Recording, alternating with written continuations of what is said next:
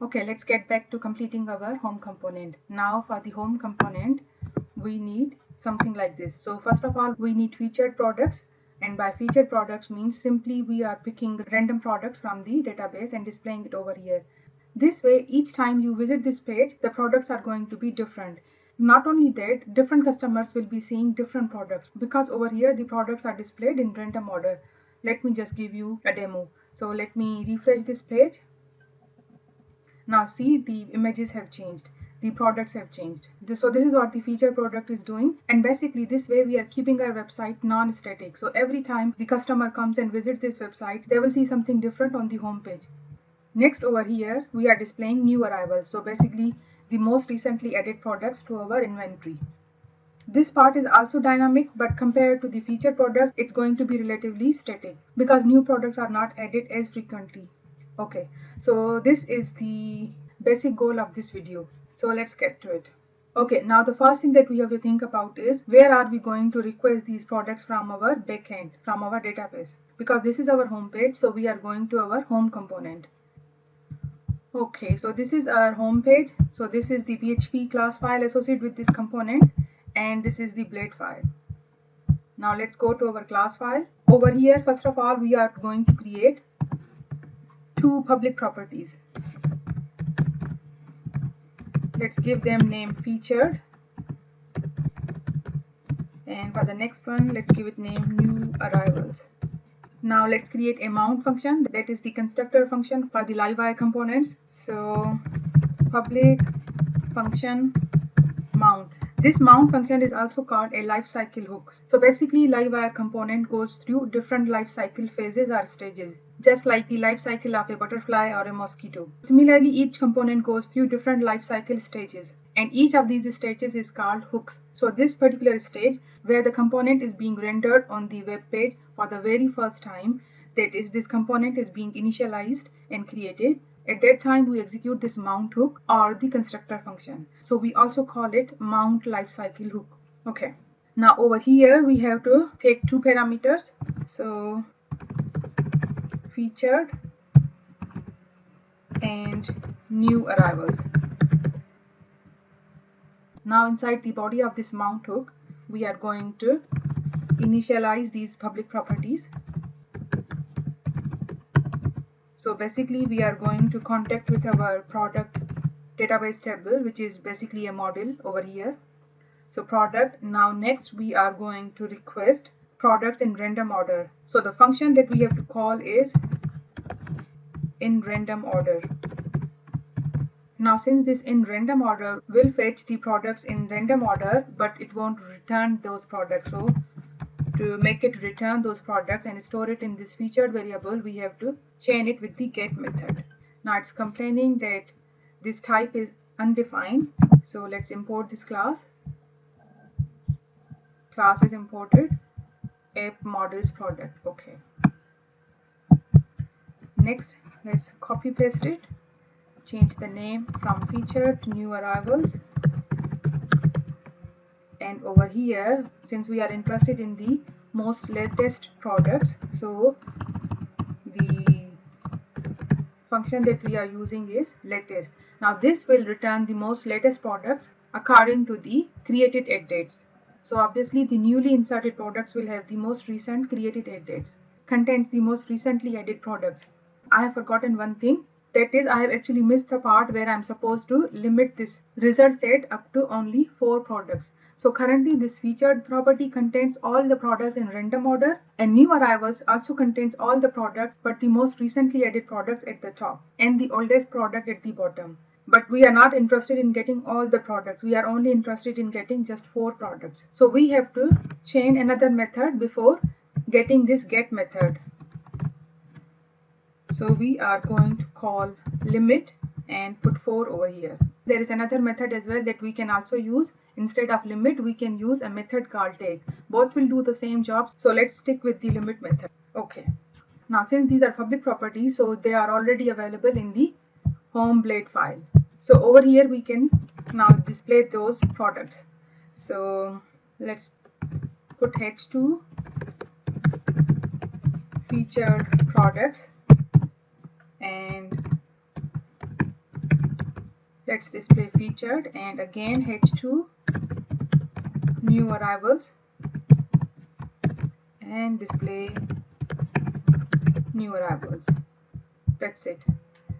Yeah, spelling mistake. A is missing. Now let's go to the browser. Refresh.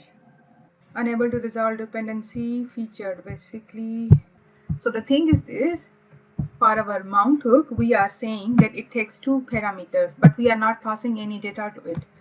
And in fact, we don't need to pass these 2 parameters because we are assigning to both of these properties data from the database table. So we are not requesting anything from the front end.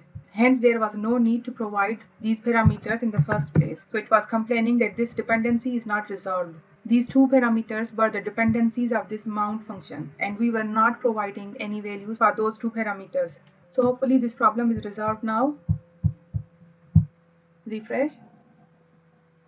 And voila, we have got these featured products 4 products and new arrival products 4 products. Okay, now since we are able to display these products, we have to somehow convert these products into these cards and apply these stylings. Now if you notice, all of these products have similar type of styling. The featured products, new arrivals, and even if we click on these categories, all the products share same type of styling. So that means we have to define these styles once and reuse them at multiple places. Now in order to do that, we are going to use grid. So in order to create grid, we need to have an enclosing container within which we will have each of these products as its items, grid items. And since it's being utilized at multiple places, that means we are going to define this grid as a component, Livewire component. So let's create 2 components. The first one is going to act as a grid container and the second one is going to act as grid item. So PHP artisan make Livewire, and since all our Livewire components are inside the shop folder, so shop dot, now we have to give this component a name. So let's give it products grid, because this grid is going to be the grid of products. This will act as a parent component which will contain multiple Livewire components, each one representing a product. So let's change the name. Let's give it the name grid item. Okay, so now we have 2 Livewire components. Now let's go to our home blade file, and over here let's comment this one out, featured products, and use our newly created component which was Livewire products grid. So this is the parent component. To this we are going to pass all these featured products as its public property. So products is going to be featured.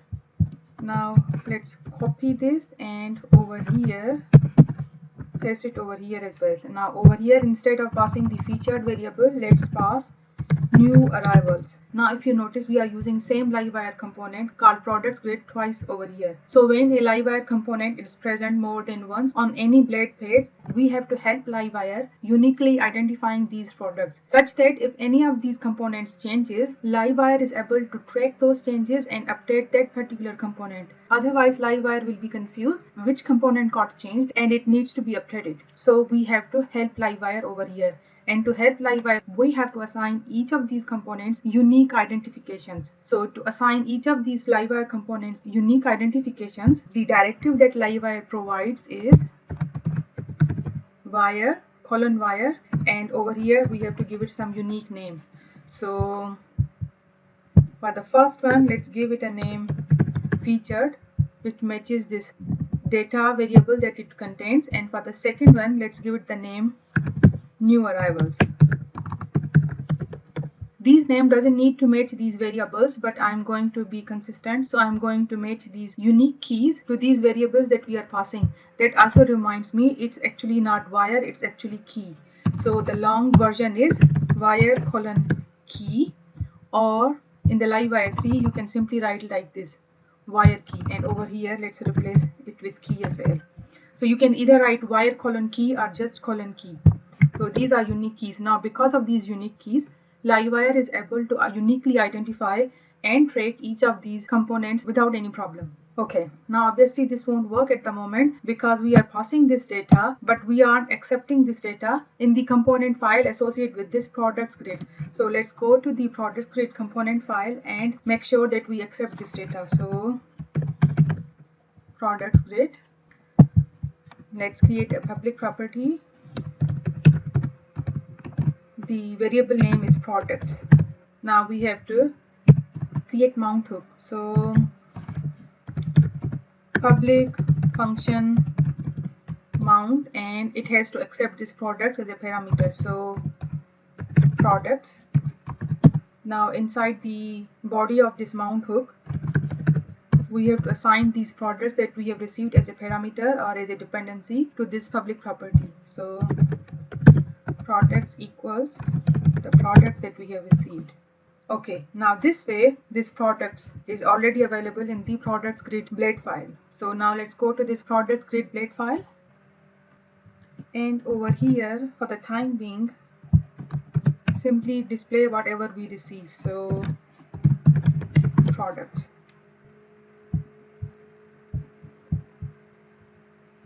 Let's refresh. Syntax error, unexpected token.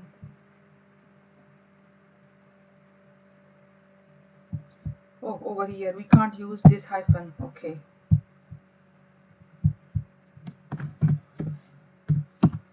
Let's go to the home blade file and change it. Refresh. Undefined constant featured. So it's complaining that this is an undefined constant. Is it because we are not supposed to remove the wire prefix from over here? Let's check it. Okay, let's put wire. It changed color, so yes, maybe we aren't supposed to remove this wire. I thought we can. Okay, the error has changed. Unable to find the component products grid. Okay, I think I know what's the problem. The thing is this product grid component is inside a directory called shop. So shop.productgrids. Refresh. Okay, now we are at least able to see a web page, but we can't see the data. So at least we are able to send the data to the component file associated with this products grid. Now let's go there and see what's happening. I think it should work.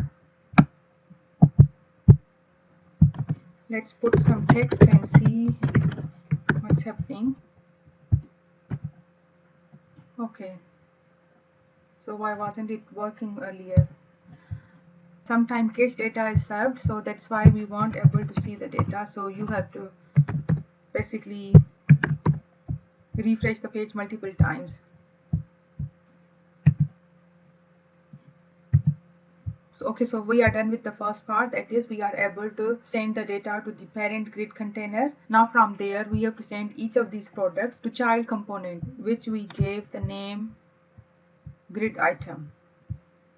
Okay, so over here let's comment this out and let's iterate through this products collection. So it for else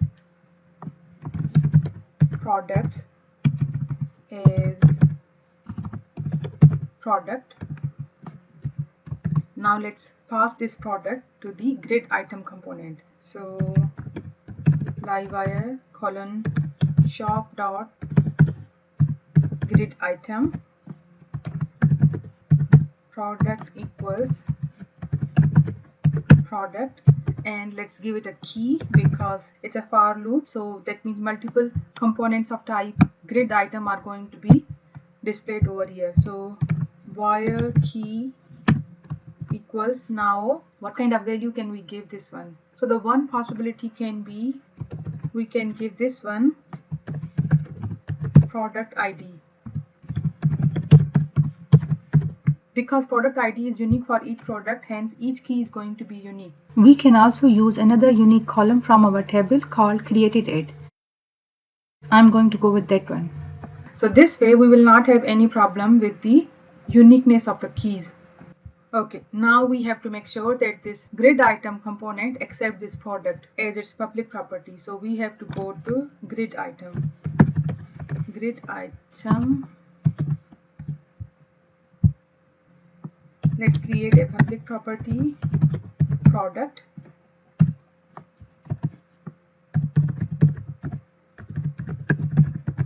Now mount function, and this will accept this product as a parameter.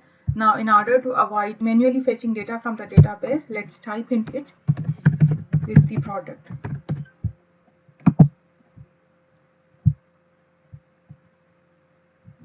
And over here,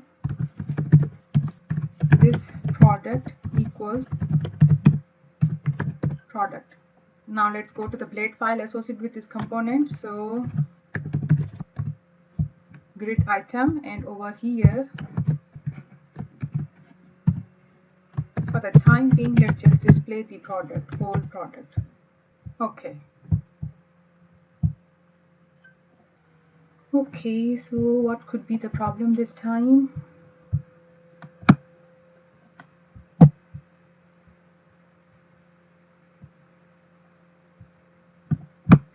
Product is not defined, but we have clearly defined it. So what could be the reasons? Oh, actually we haven't closed this component, so the closing angle brackets were missing. Refresh, and now we get our products back.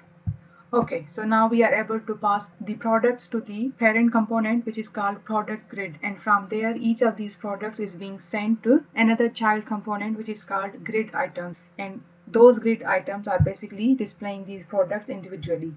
Now all that is left is we have to define the stylings for these grid items. So let's start with defining the styles for these H2s, headings, featured products, and new arrivals.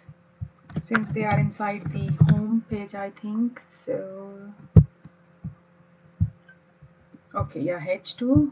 Let's give this div a class name, home. Now let's define some styles for the home.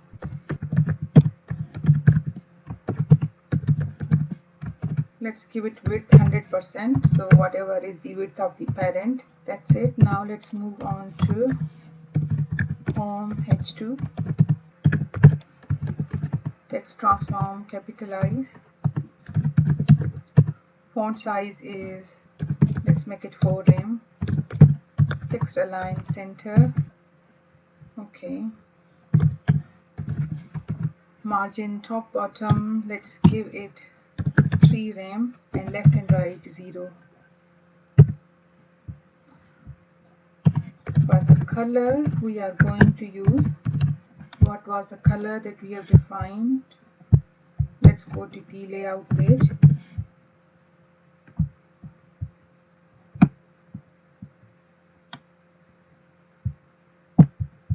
Black color. Close it.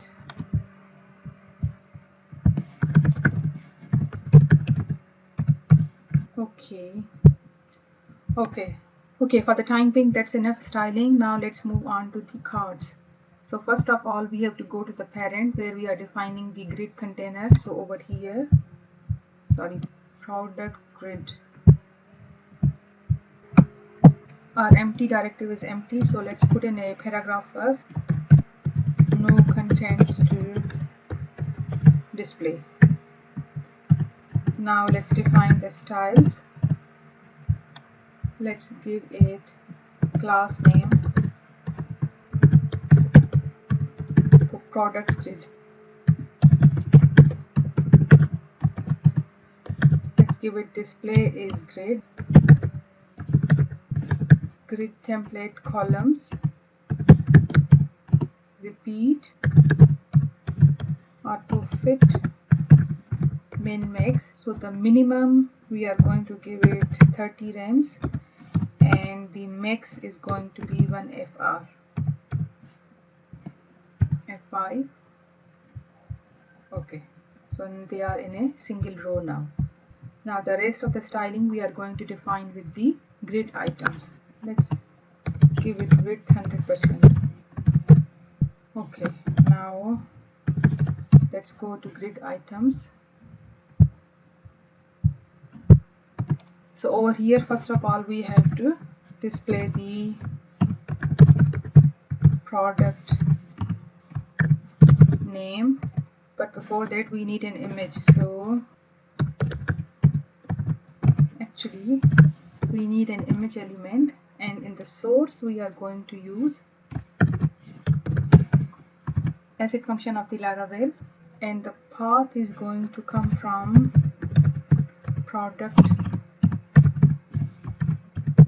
image, but we have to prepend it with the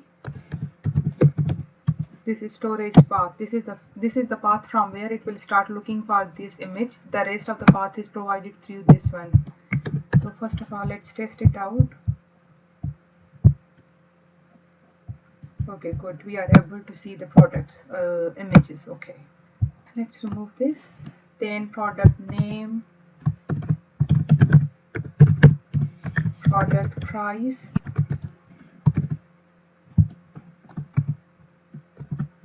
let's put it inside a div with the class name, prod name, paste,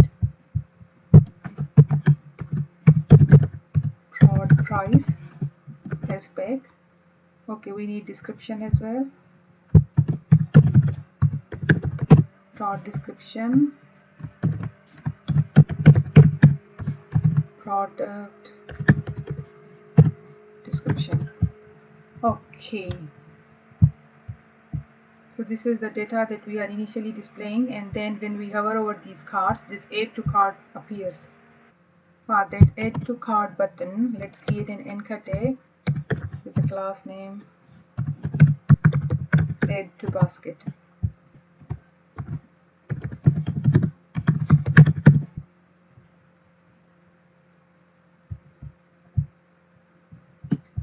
Okay, now we are ready to style them. Now to style them, let's give this div a class name. So let's give it grid item. Now let's define these styles. Grid item, first of all, let's give it background color just to see where it ends and where it starts. Okay, let's give it background color chocolate. Okay, so the first thing that we have to do is that we have to put some gap between these grid items. Okay, so we have to go to the parent, which is this grid item, sorry, not grid item, products grid, and over here let's define a gap, grid gap. Let's make it 2 ranks. Okay, that's better. Now let's go back to the grid items, and let's give this grid item heading all around 1 rem. Okay, so now you can see some padding at the left and the top of this card. However, since the image size is too big, it has overtaken the padding on the right side. So now we have to fix this image properties. So since this image is inside grid item, let's give it width. Let's make it 85% of its parent container. So whatever the width of the parent, that is grid item, we are giving 85% of that width to this image. Now second thing is we have to make sure that this object always fits within the given space. So we are going to set object fit to cover, that it should always cover this 85% of the width set aside for the image. Okay, maybe we should increase the width, because increasing the width will auto adjust the height as well. So we want the images to look slightly taller, so let's make it 90. That's better. Okay, now we have to make sure that these images are always centrally aligned with respect to the horizontal axis for its card. So for that, we have to basically set the margin top and bottom 0, left and right to auto. But this will not take effect. Let me show you. So it hasn't taken effect. For that to work, we have to make sure that our image is actually a block element. So we are going to set its display property to block. Refresh. And now you can see the image seems to be in the center of this card. Okay, now we can move on to styling the title, price, and this add to cart button. But if you notice that this $sign is empty because none of these products have any price given in the database. So all of these columns are null in the database table. So when that is the case, over here we are going to use an operator which is called null coalescing, if I am pronouncing correctly. So we put these two question marks together. This means null coalescing. And what does it do is that if the value of this variable is null, in that case we can define a fallback value. So in that case we are going to say no description found. And likewise for this price, we are again going to use this null coalescing operator, and we are going to define a price 0.00. Refresh. Now if you notice this one, since this one have a value, so the value is displayed over here. However, for this product, since there was no value, so the value is 0.00. Likewise for this product, since there was no description, so we are seeing no description found over here. And likewise prices for this product and this product are also 0.00. Okay, so at least we have something to display in our card. Obviously in our real websites we will never have any product with the price 0.00. Now we are going to define styles for these divs, but basically we will only give them some padding, increase some font size, and make the title of each product boldface. This is all that we are going to define for these divs.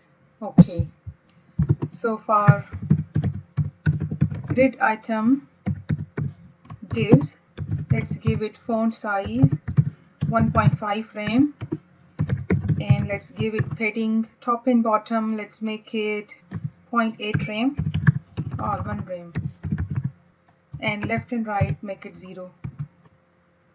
Okay, that's better, but I think there is way too much space, too much padding, so let's decrease the padding to 0.6 frames. That's better. Now let's make the name capitalize, and let's make it text transform to capitalize. Now for the copy paste, now for the prod name, let's give it padding top so that there is some space between the image and the name, the product name. So again let's make it 1 frame this time. And font weight, let's make it bold. Font size, let's make it 2 frames. Okay, that's better. Now let's define these colors for each of these cards. Now first of all, let's go to the grid item, and now we have to attach pseudo class nth of type odd, and let's give it some different background color. Let's give it gold. Okay, good. So now we have alternate colors, but we are not going to use these two colors, we are going to use these two colors. So let's inspect the color.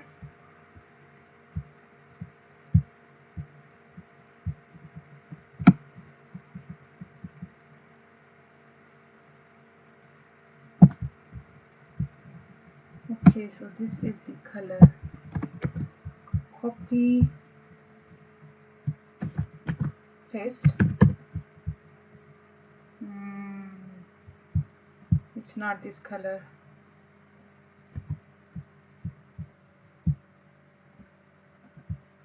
Okay, so we have this thistle color,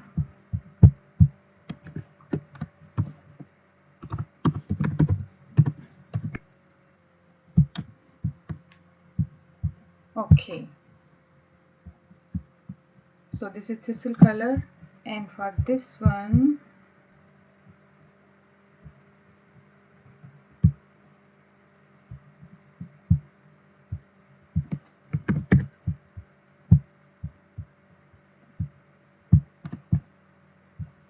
okay, that's better. Now when we hover over any product, we should see this add to cart button, otherwise this button is invisible. Now since the class name that we have given to this anchor tag is add to basket, so let's target it, grid item, then add to basket. So initially we are going to set its display property to none. Then whenever we hover over this grid item, that is the whole card, we want this add to cart button to be visible. So grid item, then we have to target the hover pseudo class, and then add to cart. We are going to set its display property to block, and let's see what happens. Refresh. Now currently add to cart link is invisible, so hover over it, nothing, nothing, nothing. Oh sorry, it's not add to cart, it's add to basket, that's why nothing happened. Okay, when we hover over it, add to basket appears, and when we hover out, it disappears. Okay, so this part is working. Now let me show you to the demo project. Now if we click on this add to cart button, then what happens is that this item gets added to our basket.